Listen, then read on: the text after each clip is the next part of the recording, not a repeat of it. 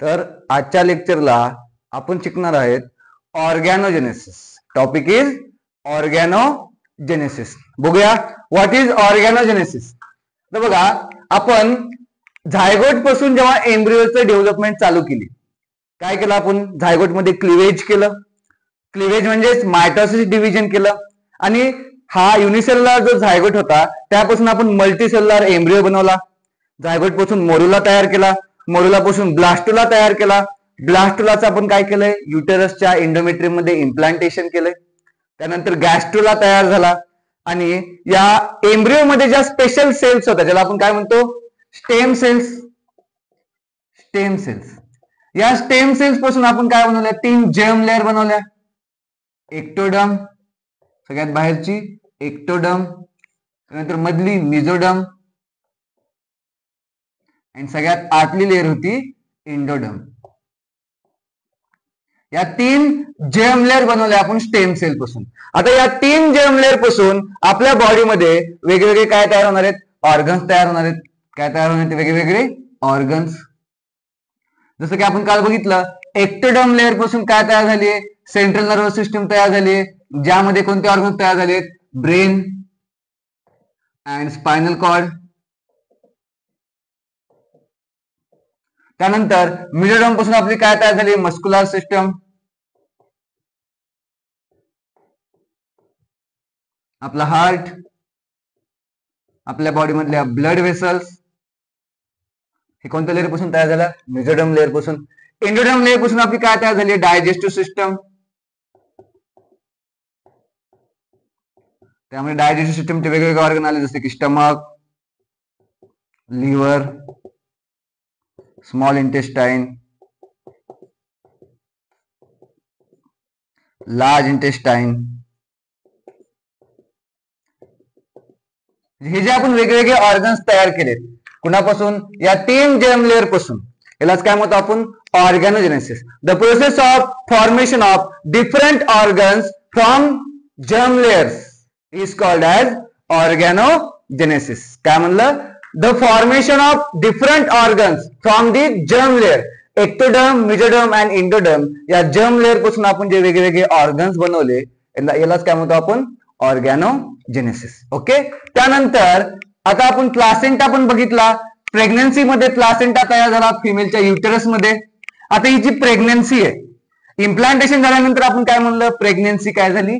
Confirm झाली after implantation. पण आता हा जो प्रेग्नन्सीचा टाइम पिरियड आहे तो कुठून काउंट करतो आपण? बघा, फिमेल मध्ये जेव्हा लास्ट मेन्स्ट्रुएशन सायकल आली, LMC, दॅट इज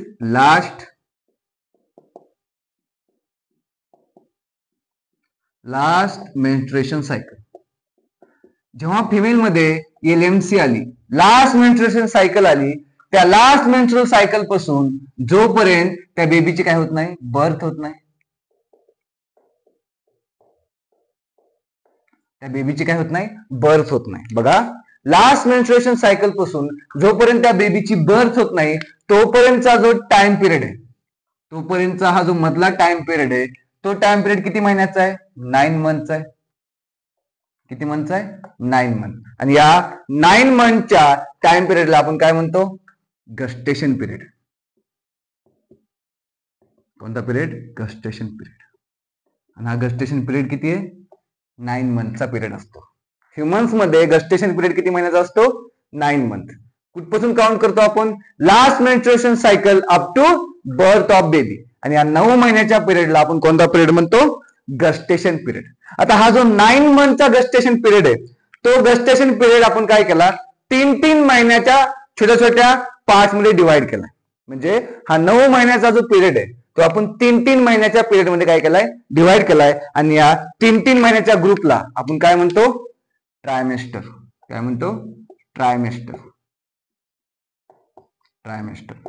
यामध्ये किती महिन्याचा ग्रुप असतो? Group of 3 month. मग या 9 महिन्याला जर आपण ट्रायमेस्टर मध्ये कन्वर्ट करायचंय, म्हणजे या 9 महिन्याच्या पिरियडला जर आपल्या 3-3 महिन्याच्या पिरियड मध्ये डिवाइड करायचंय, तर त्या 3-3 महिन्याच्या पिरियडला आपण काय म्हणतो? ट्रायमेस्टर. मग असे किती ट्रायमेस्टर तयार झाले? 3 ट्रायमेस्टर. बघा, फर्स्ट ट्रायमेस्टर, त्यानंतर सेकंड ट्रायमेस्टर, आणि त्यानंतर थर्ड ट्रायमेस्टर. आता प्रत्येक ट्रायमेस्टर किती महिन्याचा आहे? प्रत्येक ट्रायमेस्टर 3 महिन्याचा आहे. पहिल्या ट्रायमेस्टर मध्ये पहिला महिना आला, दुसरा महिना, तिसरा महिना. सेकंड ट्रायमेस्टर मध्ये 4th month, 5th month, 6th month, and third trimester मध्ये 7th month, 8th month and 9th month. असं करून आपण या 3 ट्रायमेस्टर मध्ये हा पूर्ण 9 महिन्याचा गस्टेशन पिरियड आपण काय केलाय? डिवाइड केलाय. आता ट्रायमेस्टर वाईज आपण बघणार आहेत की कोणत्या ट्रायमेस्टर मध्ये कोणता ऑर्गन तयार झाला. ओके, चालू करूया. First trimester, that is first trimester.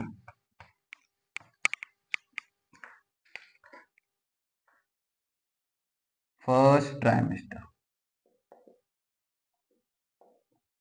आता हे जे फर्स्ट ट्रायमेस्टर आहे ते किती महिन्याचं आहे?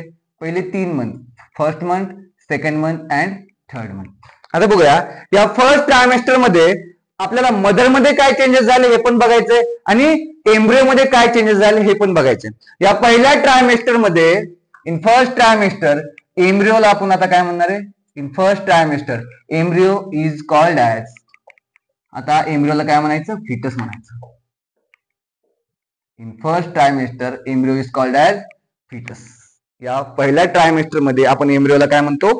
फिटस म्हणतो. आता बघूया या फर्स्ट ट्रायमेस्टर मध्ये मदर मध्ये काय चेंजेस झाले. पहिल्या ट्रायमेस्टर मध्ये मदर मध्ये काय काय चेंजेस झाले बघा.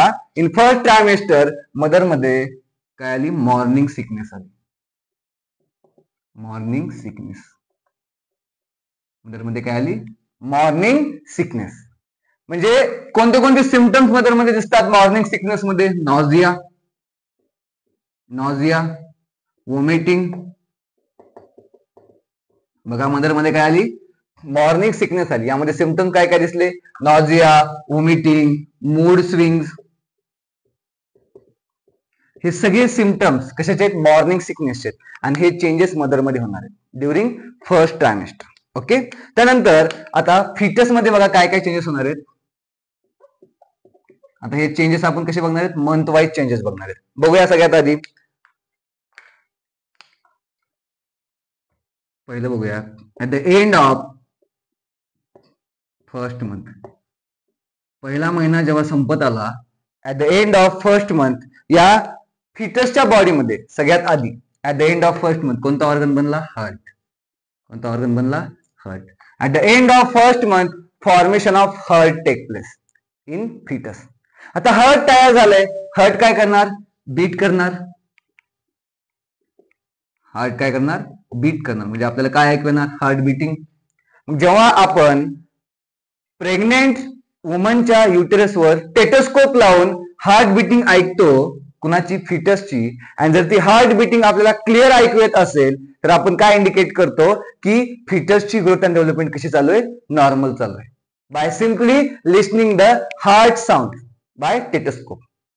आणि जर ते हार्ट साऊंड आपल्याला व्यवस्थित ऐकू येत असतील तर आपण काय म्हणतो? फिटसची ग्रोथ अँड डेव्हलपमेंट कशी चालू आहे? नॉर्मल चालू आहे. आणि हे कधी होतंय? At the end of first month जेव्हा हार्ट तयार होते. ओके, त्यानंतर बघूया एंड ऑफ सेकंड मंथ. तर सेकंड मंथच्या एंडला काय होणार आहे बघा. At the end of second month या फिटसच्या बॉडीमध्ये अप्पर लिम्स आणि लोअर लिम्स तयार होणार आहेत. हात आणि पाय. Upper limbs and lower limbs. Formation of limbs. Limbs तयार झाले, त्या लिम्सला काय तयार होणार? Digits, fingers. Formation of limbs and digits. कधी? During end of second month. त्यानंतर बघूया at the end of third month. End of third month. तिसरा महिना संपत आलाय म्हणजे फर्स्ट ट्रायमेस्टर संपत आलंय. At the end of third month म्हणजेच end of first trimester. At the end of third month म्हणजेच काय? End of first trimester. काय होणार आहे बघा. फिटसच्या बॉडीमध्ये ज्या काही मेजर ऑर्गन सिस्टीम आहेत काय होणार आहेत? Formation of at the end of third month formation of major organ systems. Major organ system. आता फिटसच्या बॉडीमध्ये पहिल्या ट्रायमेस्टरच्या एंडला ज्या ज्या मेजर ऑर्गन सिस्टम आहेत त्या तयार होणार आहेत. कोणत्या कोणत्या मेजर ऑर्गन सिस्टम? जसं की सेंट्रल नर्वस सिस्टम तयार होणार आहे, सर्क्युलेटरी सिस्टम तयार होणार आहे, कारण हार्ट तयार झालं फर्स्ट मंथच्या एंडला. मग आता सर्क्युलेटरी सिस्टम तयार झाली कधी? At the end of third month. त्यानंतर एक्सक्रेटरी सिस्टम. या सगळ्या मेजर ऑर्गन सिस्टम काय झाल्या? तयार झाल्या. त्यानंतर रिप्रोडक्टिव्ह सिस्टम. या सगळ्या मेजर ऑर्गन सिस्टम तरी तयार झाल्यात at the end of first trimester म्हणजेच end of third month. Okay. त्यानंतर बघूया आता सेकंड ट्रायमेस्टर मध्ये काय काय होणार आहे. सेकंड ट्रायमेस्टर पुढच्या 3 महिन्याचा असेल, म्हणजे 4th मंथ, 5th मंथ आणि 6th मंथ. ओके. बघूया आता सेकंड ट्रायमेस्टर मध्ये काय काय चेंजेस होणार आहेत फिटस मध्ये. Second trimester. आता हा जो सेकंड ट्रायमेस्टर आहे यामध्ये कितवा महिन्याला? 4था महिना, 5वा महिना आणि 6वा महिना. या 3 महिन्याच्या ग्रुपला 4th मंथ, 5th मंथ आणि 6th मंथच्या ग्रुपला आपण काय म्हणतो? Second trimester. आता बघा फर्स्ट ट्रायमेस्टरच्या एंडला फिटसच्या बॉडीमध्ये मेजर ऑर्गन सिस्टम तयार झाल्यात. फिटसची ग्रोथ आणि डेव्हलपमेंट आता पहिल्यापेक्षा काय झाली? बेटर झाली. म्हणजे या सेकंड ट्रायमेस्टर मध्ये फिटस काय झालं? More active. Fetus become more active. आता फिटस काय झालाय? मोर ऍक्टिव्ह झालाय. आणि आता फिटसचे लिम्स अँड डिजिट कधी तयार झालेत? At the end of second month.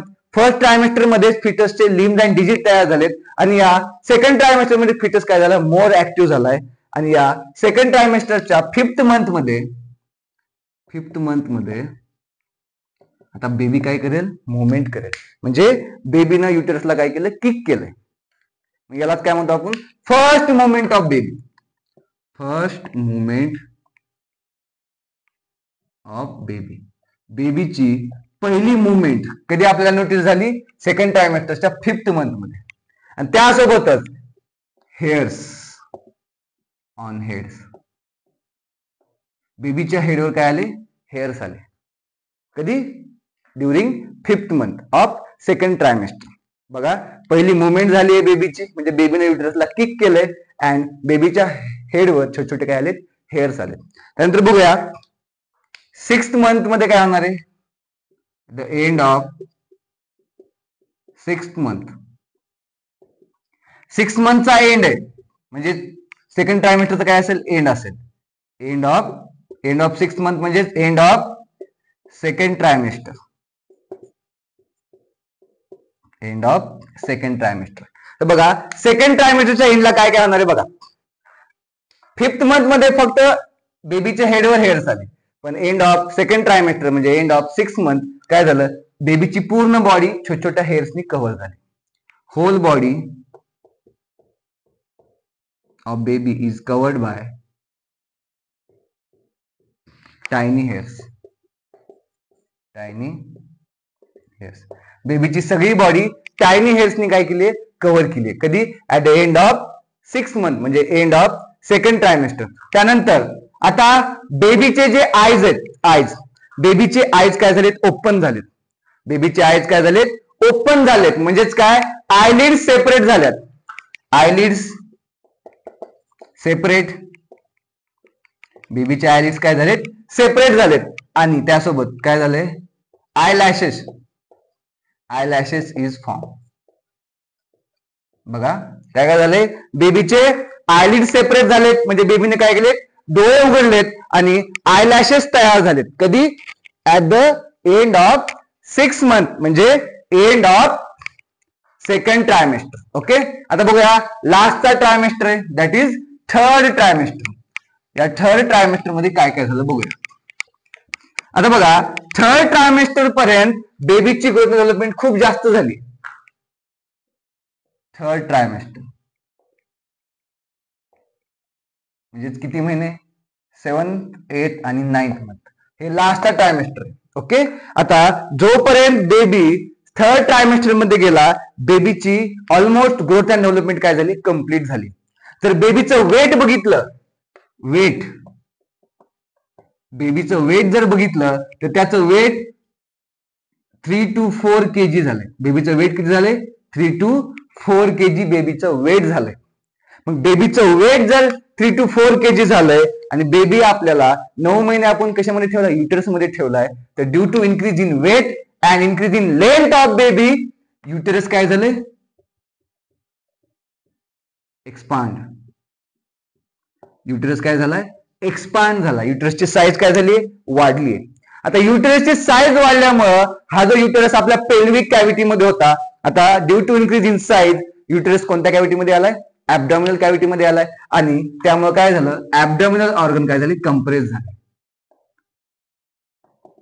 ऍब्डॉमिनल organ get compress. Abdominal organ get compress. ऍब्डॉमिनलचे ऑर्गन काय झाले, कंप्रेस झाले. कशामुळे, युटरस एक्सपांड झालाय. आणि त्यामुळे ऍब्डॉमिनल ऑर्गन कंप्रेस झाले आणि त्यामुळे काय झालं, डायजेशन काय झालं, डायजेशन मध्ये काय होऊ लागले, प्रॉब्लेम्स येऊ लागले. डायजेशन काय होऊ लागलं, इनकम्प्लीट होऊ लागलं. डायजेशन मध्ये काय झाली, इनकम्पॅटिबिलिटी आली. डायजेशन काय झालं, इनकम्प्लीट होऊ लागलं due to compression of abdominal organ. अजून युटरसची साईज एक्सपांड झाली. आता हा जो युटरस होता, या युटरसच्या समोर होतं युरिनरी ब्लॅडर आणि बॅक साईडला काय होतं, रेक्टम. तर युटरसची साईज इन्क्रीज झालीय कारण बेबीचं वेट 3 to 4 kg झालंय. त्यामुळं पुढच्या साईडला जे युरिनरी ब्लॅडर होतं, त्या युरिनरी ब्लॅडरचं पण काय झालंय, कंप्रेशन झालंय. ऍब्डॉमिनल ऑर्गन तर कंप्रेस झाले, त्यासोबत युरिनरी ब्लॅडर पण काय झाले, युरिनरी ब्लॅडर गेट कंप्रेस. आता युरिनरी ब्लॅडरचं काम काय होतं, स्टोरेज ऑफ युरिन. आता युरिनरी ब्लॅडर कंप्रेस झाले, त्यामुळे युरिनरी ब्लॅडरची युरिन स्टोरेज कॅपॅसिटी काय झाली, कमी झाली. तर थोडीशी पण युरिन साचली की काय होईल, युरिनेशन होईल. का, कारण युरिनरी ब्लॅडर काय झाली, कंप्रेस झाले. त्यामुळे काय होईल, फ्रिक्वेंट युरिनेशन. काय होईल, फ्रिक्वेंट युरिनेशन. सारखं आता युरिनेशन साठी मदरला काय जावं लागेल. का, कारण ऑलरेडी युरिनरी ब्लॅडर काय झाले, कंप्रेस झाले. त्यामुळे सारखं काय लागेल, युरिन. फ्रिक्वेंट युरिनेशन. हे सगळे सिम्पटम्स आपल्याला थर्ड ट्रायमेस्टर मध्ये दिसणार आहेत. ओके. आणि हे थर्ड ट्रायमेस्टर कंप्लीट झाल्याच्या नंतर हा फुल्ली डेव्हलप फिटस काय होणार आहे, या फुल्ली डेव्हलप फिटसची काय होणार आहे, डिलिव्हरी होणार आहे. यालाच आपण काय म्हणतो, parturition. Okay. Delivery of fully develop fetus at the end of third trimester. चालू करूया आपण पार्च्युरेशन. What is पार्च्युरेशन. बघा, याच्या आधी आपण 9 महिन्याची प्रेग्नन्सी स्टडी केली. या 9 महिन्याच्या प्रेग्नन्सीमध्ये प्रत्येक ट्रायमेस्टर मध्ये आपण कोणते ऑर्गन्स तयार झाले हे स्टडी केले. आता 3 ट्रायमेस्टर कंप्लीट झालेत, म्हणजे बेबीला 9 मंथ कंप्लीट झालेत. आता या फुल्ली डेव्हलप बेबीची आता काय होणार आहे, डिलिव्हरी. यालाच काय म्हणायचं आपण, parturition. Delivery of fully develop fetus किंवा बेबी म्हणा इज कॉल्ड ॲज पार्च्युरेशन. जेव्हा हे 3 ट्रायमेस्टर संपले, त्या 3 ट्रायमेस्टर संपल्यानंतर हा जो फुल्ली डेव्हलप फिटस आहे त्याची काय झाली, डिलिव्हरी झाली. आणि या स्टेजला आपण काय म्हणतो, पार्च्युरेशन. आता ही जी पार्च्युरेशन आहे, ही जी पार्च्युरेशन स्टेज आहे, याला कोण कोण कंट्रोल करते बघा. पार्च्युरेशनला कोण कोण कंट्रोल करते, नर्वस सिस्टम पण कंट्रोल करते आणि एंडोक्राइन सिस्टम पण कंट्रोल करते. म्हणजे बेबीची डिलिव्हरी होण्यासाठी नर्वस सिस्टम पण काम करायला आणि एंडोक्राइन सिस्टम पण काम करायला. मग आपण या पार्च्युरेशनला काय म्हणू, parturition is the neuroendocrine mechanism. हे पार्च्युरेशन कसं आहे, हे न्यूरो एंडोक्राइन मेकॅनिझम आहे. म्हणजे नर्वस सिस्टम पण बेबीची डिलिव्हरी होण्यासाठी हेल्प करायली आणि एंडोक्राइन सिस्टम पण बेबीची डिलिव्हरी होण्यासाठी काय करायली, हेल्प करायली. म्हणून या पार्च्युरेशनला आपण काय म्हणतो, न्यूरो एंडोक्राइन मेकॅनिझम. आता बघा, आता बेबीची डिलिव्हरी, आता टाइम आला बेबीच्या डिलिव्हरीचा. आता हे जे न्यूरो एंडोक्राइन मेकॅनिझम आहे ते काय करावं लागेल, आपल्याला ऍक्टिव्ह करावं लागेल. मग आता प्रश्न काय की मदरला कोण सांगणार की आता बेबीची डिलिव्हरी होण्याचा टाइम झालाय. तर बघा, 9 महिने युटेरसनं बेबीची ग्रोथ डेव्हलपमेंट केली. या युटेरस मध्ये जी सगळ्यात युटेरसची आतली लेयर आहे इंडोमेट्रियम, इथं या ब्लास्टुलाचं इम्प्लांटेशन झालं आणि या युटेरस मध्ये एक टेम्पररी ऑर्गन तयार झाला ज्याला आपण काय म्हणतो प्लासेंटा. आणि या प्लासेंटा सोबत आपला कोण अटॅच आहे फिटस अटॅच आहे. हा जो आपला फिटस आहे तो प्लासेंटा सोबत अटॅच आहे by help of umbilical cord. बघा आता 9 महिने कंप्लीट झाल्यानंतर आता पार्चुरेशनची वेळ आली. आता बेबीची काय होणार आहे डिलिव्हरी होणार आहे. मग आता बेबीची डिलिव्हरी होणार आहे यासाठी कोणतं मेकॅनिझम ऍक्टिव्ह करावं लागेल न्यूरो इंडोक्राइन मेकॅनिझम काय करावं लागेल ऍक्टिव्ह करावं लागेल. आता हे मेकॅनिझम कोण ऍक्टिव्ह करते बघा. युटेरस मध्ये जो प्लासेंटा आहे आणि हा जो फिटस आहे ज्याची ग्रोथ अँड डेव्हलपमेंट काय झाली कंप्लीट झाली. आता हा प्लासेंटा आणि हे फिटस मदरला सांगणार की काय आता डिलिव्हरीचा टाइम आला. काय करणार दिस प्लासेंटा आणि फिटस हे प्लासेंटा आणि फिटस काय करणार युटेरसची जी ही मायोमेट्रियम लेअर आहे मायोमेट्रियम लेअर याचं काय करणार माइल्ड कॉन्ट्रॅक्शन करणार. काय करणार न्यूरो इंडोक्राइन मेकॅनिझम कोणी इनिशिएट केलं हा जो प्लासेंटा होता placenta and fully develop fetus. प्लासेंटानं आणि फिटसनं काय केलं युटेरसचं माइल्ड कॉन्ट्रॅक्शन केलं. युटेरसच्या कोणत्या लेअरचं युटेरसच्या मायोमेट्रियम लेअरचं काय केलं माइल्ड कॉन्ट्रॅक्शन केलं. माइल्ड कॉन्ट्रॅक्शन ऑफ युटेरस हे कोणी केलं प्लासेंटा आणि फिटसनं काय केलं युटेरसचं माइल्ड कॉन्ट्रॅक्शन केलं. मग जेव्हा युटेरसचं माइल्ड कॉन्ट्रॅक्शन झालं हा एक रिफ्लेक्स आहे. माइल्ड कॉन्ट्रॅक्शन ऑफ युटेरस काय एक रिफ्लेक्स आहे ज्याला आपण म्हणतो foetal ejecting reflex. Foetal ejecting reflex कोणता रिफ्लेक्स आहे फिटल इजेक्टिंग रिफ्लेक्स. हा फिटल इजेक्टिंग रिफ्लेक्स कोणी दिला प्लासेंटानं आणि फुल्ली डेव्हलप फिटसनं दिला. काय केलं त्यांनी युटेरसचं माइल्ड कॉन्ट्रॅक्शन केलं खूप जास्त नाही थोडंसं माइल्ड कॉन्ट्रॅक्शन केले. आणि this mild contraction of uterus is a fetal ejecting reflex. हा एक फिटल इजेक्टिंग रिफ्लेक्स आहे कुणासाठी मदरचं जे हायपोथॅलॅमस आहे या मदरच्या हायपोथॅलॅमस साठी हे काय एक रिफ्लेक्स आहे माइल्ड कॉन्ट्रॅक्शन ऑफ युटेरस. कोणता रिफ्लेक्स आहे फिटल इजेक्टिंग रिफ्लेक्स. आणि जसं फिटल इजेक्टिंग रिफ्लेक्स भेटला मदरच्या कोणाला हायपोथॅलॅमसला. बघा हा मदरचा हायपोथॅलॅमस मदरच्या हायपोथॅलॅमसला फिटल इजेक्टिंग रिफ्लेक्स भेटला आणि लगेच न्यूरो इंडोक्राइन मेकॅनिझम चालू झालं. काय झालं हायपोथॅलॅमसनी लगेच कोणाला सांगितलं मदरच्या हायपोथॅलॅमसनी लगेच मदरच्या पोस्टेरियर पिट्युटरी ग्लँडला सांगितलं. बघा हायपोथॅलॅमस ऍक्टिव्ह झाला बाय फिटल इजेक्टिंग रिफ्लेक्स. त्या हायपोथॅलॅमसनं मदरच्या पोस्टेरियर पिट्युटरीला सांगितलं की तू काय रिलीज कर तू ऑक्सिटोसिन रिलीज कर. काय रिलीज कर ऑक्सिटोसिन. आता हे जे ऑक्सिटोसिन रिलीज केलंय कुणी मदरच्या पोस्टेरियर पिट्युटरी ग्लँडनं हे ऑक्सिटोसिनला आपण काय म्हणतो oxytocin is a birth hormone. कोणता हार्मोन आहे बर्थ हार्मोन. आता बघा आता हार्मोन तयार झाले ऑक्सिटोसिन. आता हे oxytocin hormone posterior pituitary release करणार आणि ऑक्सिटोसिन हार्मोन काय करणार युटेरसची जी मायोमेट्रियम लेअर आहे त्या मायोमेट्रियम लेअरवर ऍक्ट करणार. हे ऑक्सिटोसिन गेलं युटेरसच्या मायोमेट्रियम लेअरवर ऍक्ट झालं आणि या मायोमेट्रियम लेअरचं काय केलं व्हिगरस कॉन्ट्रॅक्शन. व्हिगरस कॉन्ट्रॅक्शन आणि या युटेरसचं काय झालं कॉन्ट्रॅक्शन व्हायला चालू झालं. आता कसं कॉन्ट्रॅक्शन व्हायला व्हिगरस. आता कॉन्ट्रॅक्शन खूप फास्ट होईल. आता युटेरस बेबीला पुश करायला हे युटेरस काय करायला या फिटसला म्हणजे या बेबीला काय करायला खालच्या साईडनं पुश करायला. मग हे पुशिंग कशामुळे होईल due to vigorous contraction of myometrium in presence of oxytocin hormone. आता या युटेरसचं कॉन्ट्रॅक्शन व्हायलंय व्हिगरस कॉन्ट्रॅक्शन व्हायलंय आणि बेबी हळूहळू खाली खाली यायला. खाली कुठे आला सर्व्हायकल कॅनल मध्ये आला आणि सर्व्हायकल कॅनल मधून वजायनामध्ये आला आणि वजायनामधून बेबीची काय झाली डिलिव्हरी झाली. काय झाली डिलिव्हरी झाली. मग या सर्व्हायकल कॅनल आणि वजायनामधूनच बेबी बाहेर आलाय म्हणून आपण या सर्व्हायकल कॅनलला आणि वजायनाला सोबत काय म्हणतो birth canal. Birth canal cervical canal सर्व्हिक्सची जी कॅव्हिटी आहे या सर्व्हिक्सच्या कॅव्हिटीला आपण म्हणतो सर्व्हायकल कॅनल आणि बेबी सर्व्हायकल कॅनल मधून वजायनामधूनच बाहेर येणार म्हणून या सर्व्हायकल कॅनलला आणि वजायनाला आपण काय म्हणतो बर्थ कॅनल. आणि या बर्थ कॅनल मधून काय होणार आहे बेबी बाहेर येणार आणि बेबीची काय होणार आहे बर्थ आपण म्हणतो चाइल्ड बर्थ. आणि या चाइल्ड बर्थला आपण काय म्हणतो पार्च्युरेशन. आणि हे कसं आहे, न्यूरो इंडोक्राइन मेकॅनिझम आहे. ओके, हे मेकॅनिझम ऍक्टिव्ह कोणी केलं, fetal ejecting reflex. Foetal ejecting reflex कोणी दिला, placenta and fully develop foetus.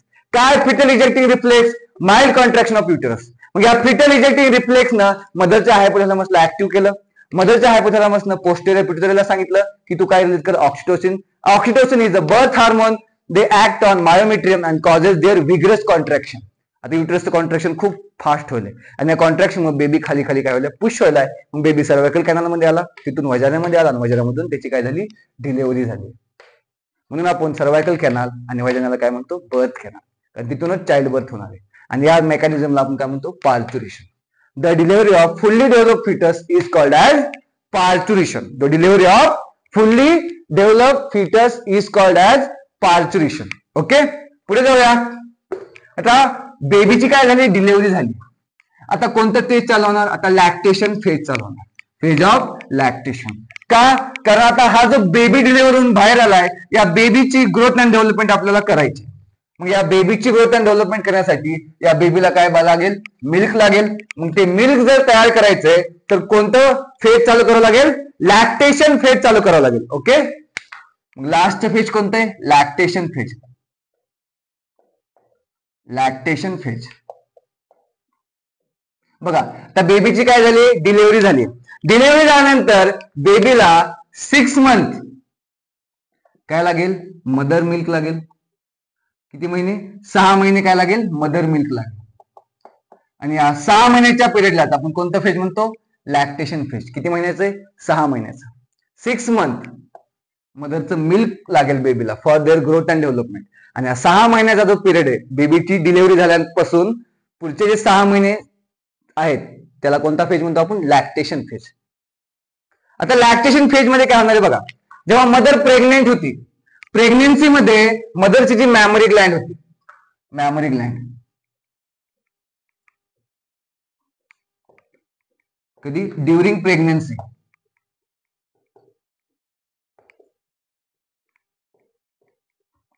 प्रेग्नेन्सीच्या time period मध्ये या मॅमरी ग्लँडची ग्रोथ अँड डेव्हलपमेंट कोणी केली, ड्युरिंग प्रेग्नेन्सी या मॅमरी ग्लँडची ग्रोथ अँड डेव्हलपमेंट कोणी केली, प्रोजेस्टेरॉन हार्मोन. Progesterone hormone. बघा, एमसीक्यू नीट आहे का, जेव्हा प्रेग्नेन्सी चालू होती तेव्हा मॅमरी ग्लँडची ग्रोथ अँड डेव्हलपमेंट कोणत्या हार्मोनने केली आहे, प्रोजेस्टेरॉन हार्मोनने. काय केली, मॅमरी ग्लँडची ग्रोथ अँड डेव्हलपमेंट केली. मॅमरी ग्लँडची काय केली, growth of memory Gland during pregnancy कोणी केली, प्रोजेस्टेरॉन हार्मोन. आता काय झाली, डिलिव्हरी झाली. काय झाली, डिलिव्हरी झाली. आता काय झाली, पार्च्युरेशन झाली. काय झाली, डिलिव्हरी झाली. आता या डिलिव्हरी झाल्यानंतर या मॅमरी ग्लँड मध्ये आपल्याला काय बनावं लागेल, मिल्क बनावं लागेल. आफ्टर पार्च्युरेशन, आफ्टर डिलिव्हरी आता या मॅमरी ग्लँड मध्ये काय बनायचं, milk. Milk production in mammary Gland.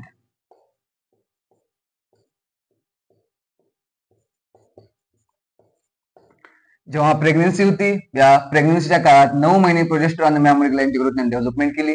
आता पार्च्युरेशन झाले, आता डिलिव्हरी झाली. त्यानंतर आता मॅमरी ग्लँड मध्ये काय बनवायचं, मिल्क बनवायचंय. आणि मॅमरी ग्लँड मध्ये मिल्क बनवण्यासाठी कोणता हार्मोन येणार आहे, प्रोलॅक्टिन.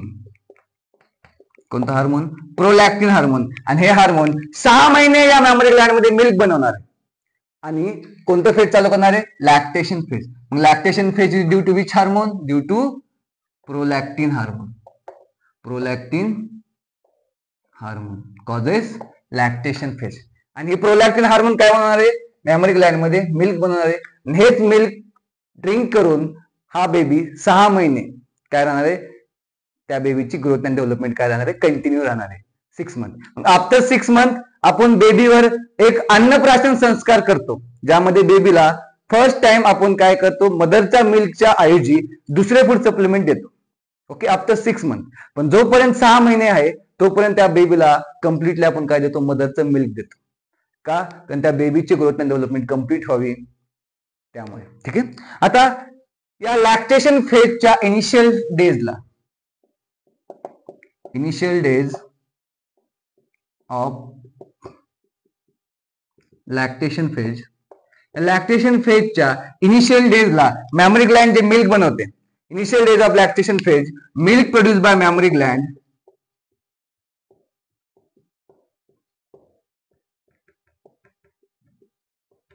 लॅक्टेशन फेजच्या इनिशियल डेजला जेव्हा मॅमरी ग्लँड मिल्क बनवलं त्या मिल्कला आपण एक नाव देतो, त्याला म्हणतो colostrum. This milk is called as colostrum. आणि हे जे कोलोस्ट्रम आहे, this colostrum is rich in